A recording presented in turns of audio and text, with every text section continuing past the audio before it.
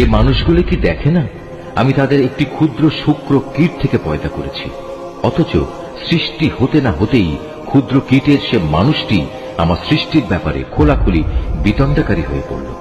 সে আমার সৃষ্টি ক্ষমতা সম্পর্কে নানা কথা রচনা করতে শুরু করল এবং একসময় সে লোকটি তার নিজ সৃষ্টি কৌশলী ভুলে গেল।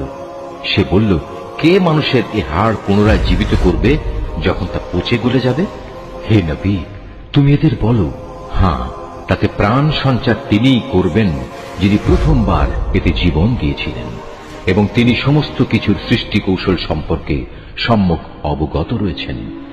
তিনি তোমাদের জন্য সবুজ সতেজ বৃক্ষ থেকে আগুন উৎপাদন প্রক্রিয়া সম্পন্ন করেছেন এবং তা দ্বারাই তোমরা আজ আগুন জ্বালাচ্ছ।